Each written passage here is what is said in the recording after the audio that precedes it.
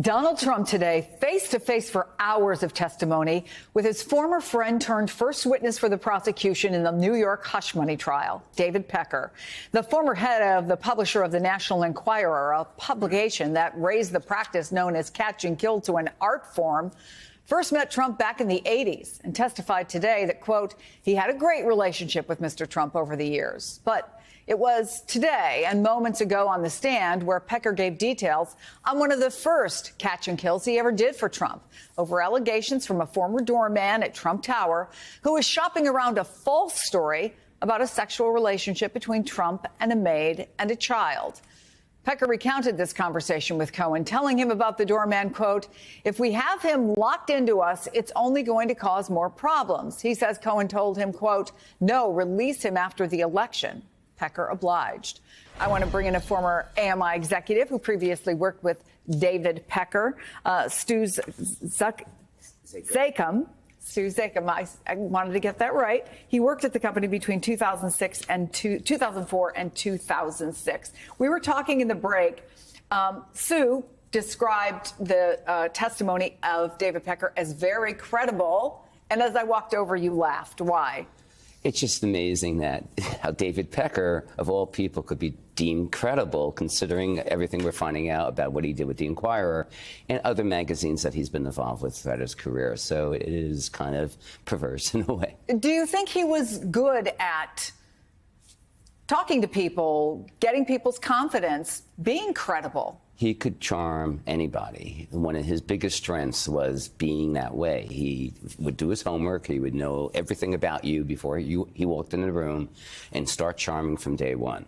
And it was very successful in attracting advertisers, which is major in publishing, but also in a case like these, when you were going after people that you wanted to either help or hurt.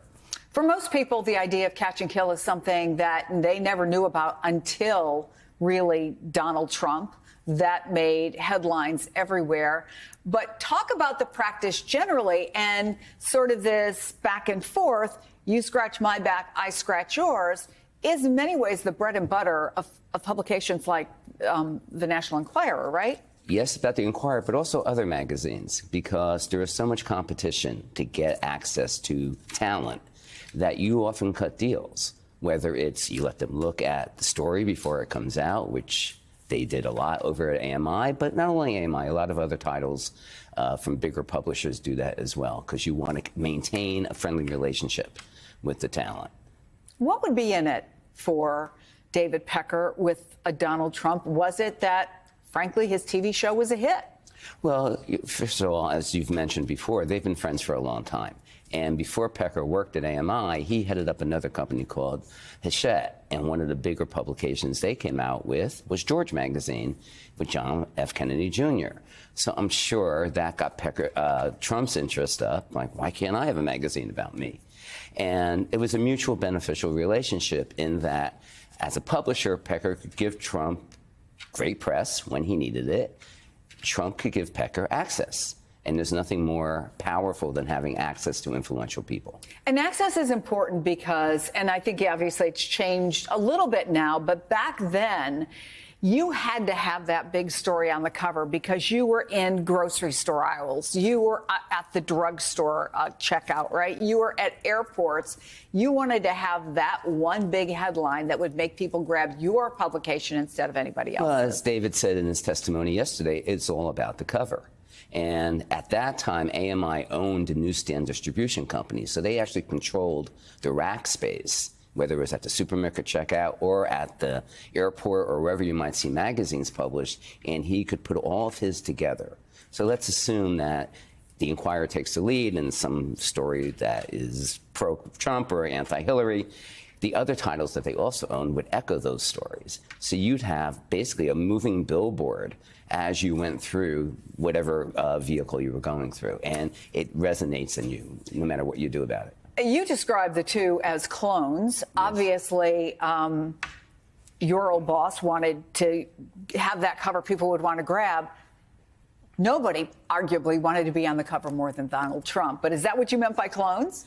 No, how they operate. They're very similar, whereas we've seen how Trump pitted all his people against each other. Pecker was renowned for doing that. And it creates a feeling of, you know, I'm going to please daddy, who the publisher or the president was. And also he would tell you one thing and you'd walk out of his office and he'd tell someone else totally different.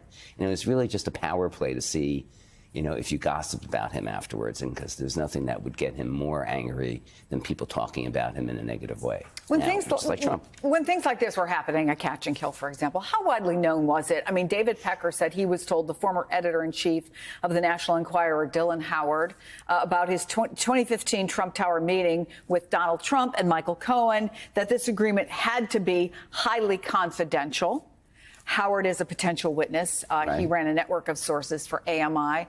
But how many people would have known about something like what is alleged with Donald Trump? A very small amount of people, those that had to know. People like me, in my role of promoting the magazines and the stories that they carried, definitely would have had to know about that kind of thing. And it's a practice that has been going on for quite a while, not just since Trump was president. And it was also something that David's company at the time had 27 magazines. They weren't all tabs.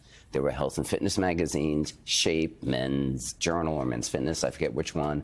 And there would be often time, oh, I have some dirt for a piece in Enquirer, but if you do a piece with Shape, that piece will go away, because he needed the newsstand support for those other titles. So that was very much similar to Catch and Kill. And it's been going on for a while. Stu Zakim, it is fascinating, and your insights are invaluable. Thank you for coming in. Thanks for having me. Much appreciated. Hey, everyone. MSNBC has a new and improved app. You'll get real-time alerts and analysis, live blogs, in-depth essays, video highlights, and the best 2024 election coverage. Download the new MSNBC app. Here's how to do it. You tap on the App Store on your phone. You hit search on the bottom right corner. You type in MSNBC. You click on the MSNBC app. You click on Get or the cloud icon and enjoy it.